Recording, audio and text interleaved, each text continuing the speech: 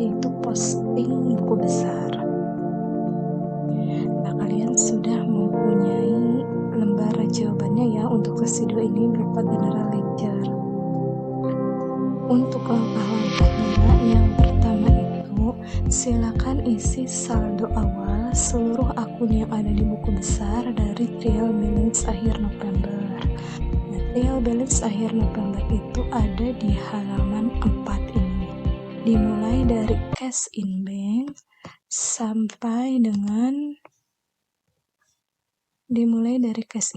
sampai dengan let fees expand. Nah, ini di halaman 5.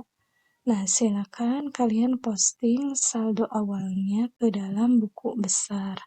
Untuk caranya, yang pertama itu silakan isi dulu tanggalnya dengan tanggal 1, kemudian keterangannya balance, kemudian saldonya isi di sini di kolom balance, kemudian debit. Karena di sini cash in bank itu saldonya ini di debit. Nah, ini kita isi ke sini. Nilainya 2455. Langsung aja 672500. Nah, kemudian akun berikutnya yaitu PT. Ya, sama di sini juga isi tanggalnya tanggal 1, kemudian keterangannya balance, kemudian ini saldonya di debit. Oke, berapa nilainya? 5167. Nah, kemudian silakan isi dan seterusnya sampai yang terakhir itu akun let fees expand. Nah, ini yang terakhir itu akun let fees expand. Nah, ini di debit 32.251 sama ini keterangan balance. Nah, jika semua akun sudah diposting saldo trial balance-nya, langkah berikutnya adalah posting dari jurnal khusus. Yang pertama itu adalah purchase journal. Nah, ini lihat ke sini purchase journal. Untuk patokannya kita dari rekapitulasi aja. Yang pertama ini direkapitulasi nomor akunnya 1150. Silakan kalian posting ke dalam ledger. Nah, ini 1150 nominalnya 206.950 di debit. Kita harus cari dulu di ledgernya nomor akun 1150. Nah, di sini kita cari nomor akun 1150.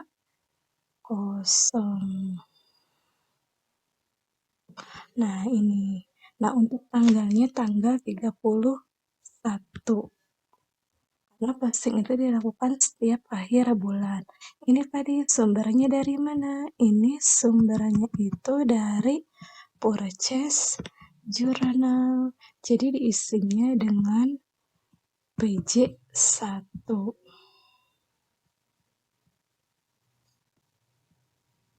Nah, di sini PJ1. Kemudian nominalnya tadi debit apa di kredit? Nah, ini nominalnya di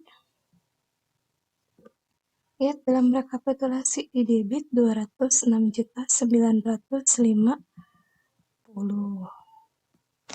Nah, ini di sini di sejajar dengan kolom PJ 206.950 ini di kolom debit sejajar dengan baris PJ. Oke, kalau sudah enter. Nah, kemudian untuk posisinya, karena saldo awal merchandise inventory di debit ketemu dengan debit, otomatis harus ditambah sama dengan ini, ditambah dengan ini hasilnya. Nah, kemudian kalau sudah berikutnya lagi. Nah, yang berikutnya setelah nomor 1150, ini kita tandai saja ya, ini udah beres. Nah, kemudian nomor akun 1191. Nah, nomor akun 1191 kita cari dalam general ledger. Nah, di sini 1191. Oke. Nah, ini di balance-nya ini 1191 memang tidak ada saldonya ya. Jadi kalau sepertinya tidak ada saldonya, dikasih tanda strip aja. Nah, ini 1191, kemudian tanggalnya 31, keterangannya ini PJ, kemudian tadi posisinya di debit, kita lihat lagi, ini posisinya di debit, nominalnya 20.695.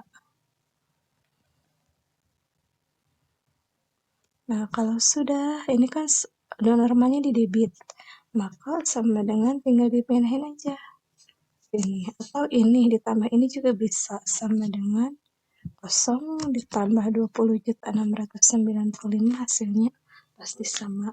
Nah, berikutnya lagi, setelah di debit sudah semua diposting, lanjut ke yang kredit. Yang kredit nomor akunnya 2110. Ini di kredit. Nah, 2110 kita cari. Nah, di sini tanggalnya 31, ini PJ1. Tadi di kredit nominalnya yaitu 227.645.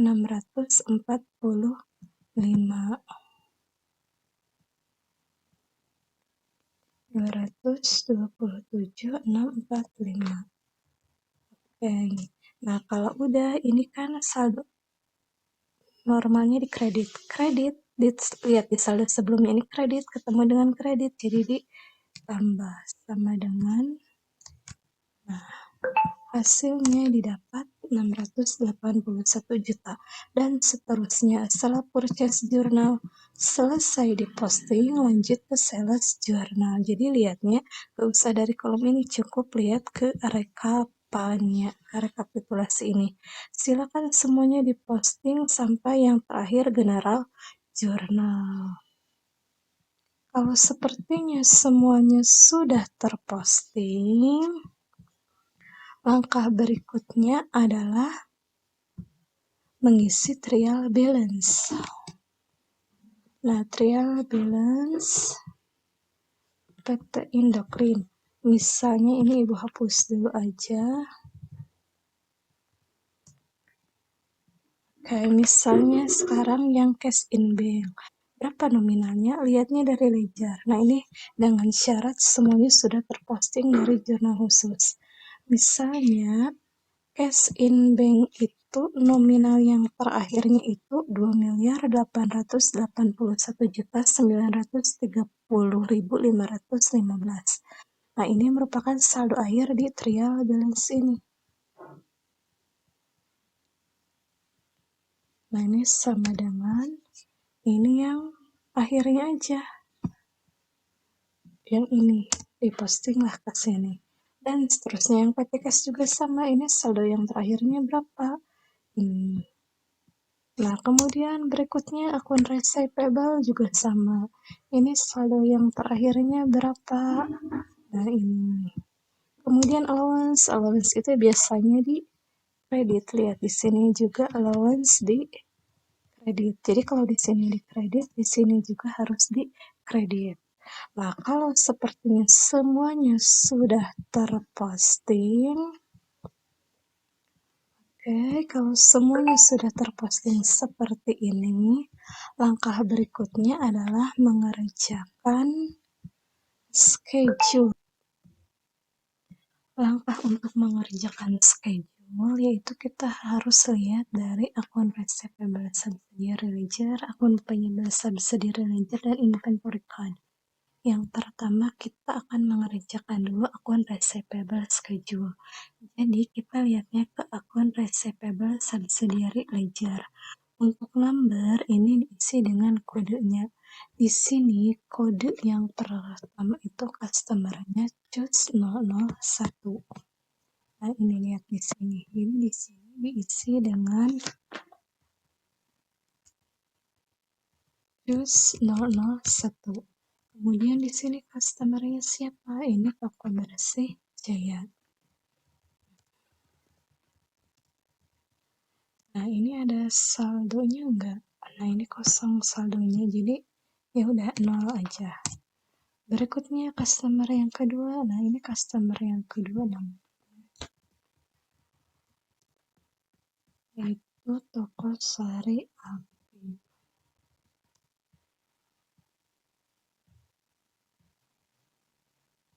Nah ini juga sama, diisi toko Sari Api, kemudian nominalnya ini didapat dari angka yang ini di debit. Nah silakan semuanya diisi sampai customer yang terakhir Jaya Kilap. Jadi yang diisi hanya saldo akhirnya saja. Nah, setelah saldo akhirnya semua terisi, di sini ada total subsidiary ledger. Ini harus dijumlahkan sama dengan yang ada saldonya dijumlahkan. Oke. Nah, ini hasilnya. Kemudian berikutnya ini balance general ledger-nya ini didapat dari general ledger.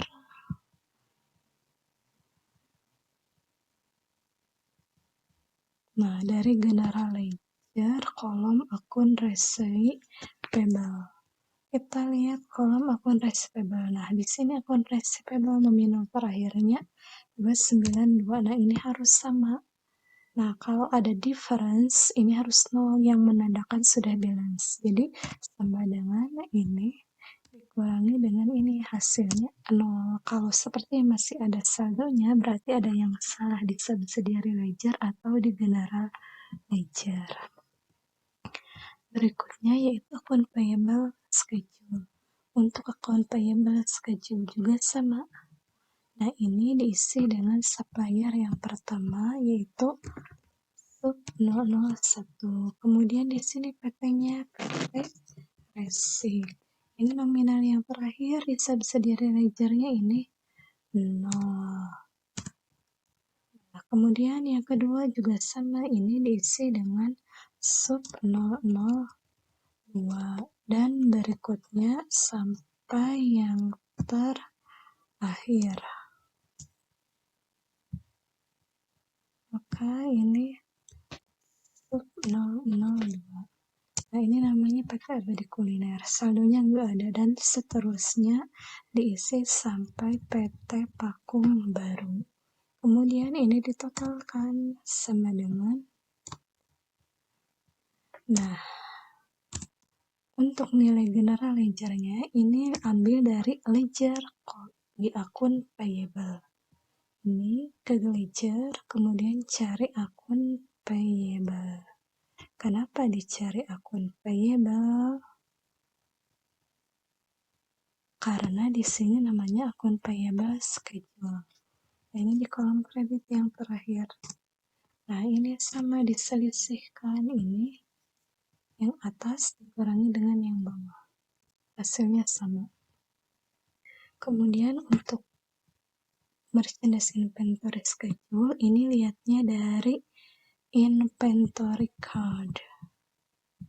Nah, ini yang pertama itu kodenya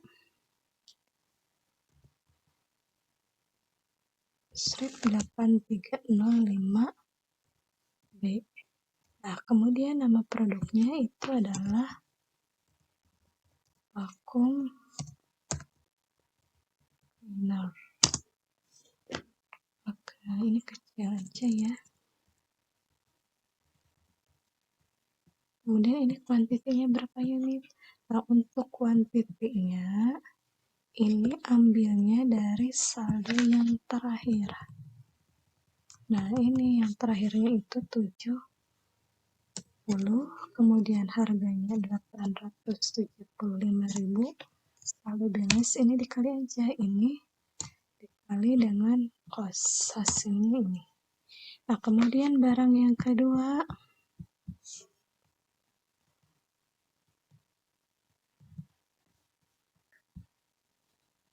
EC cewek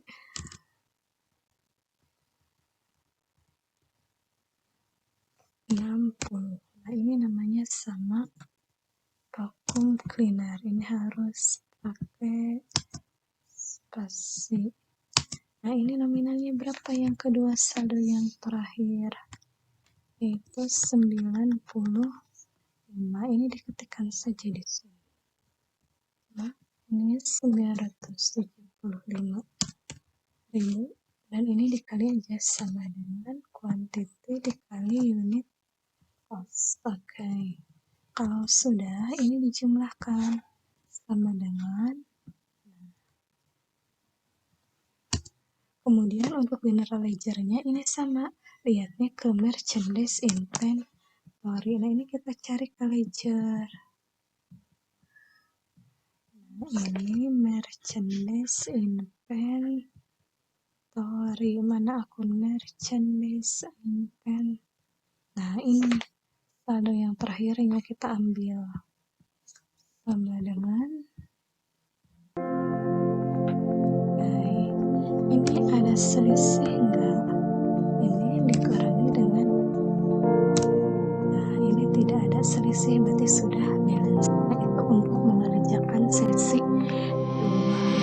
Semoga bisa lebih memahaminya ya. Oke, terima kasih. Wassalamualaikum.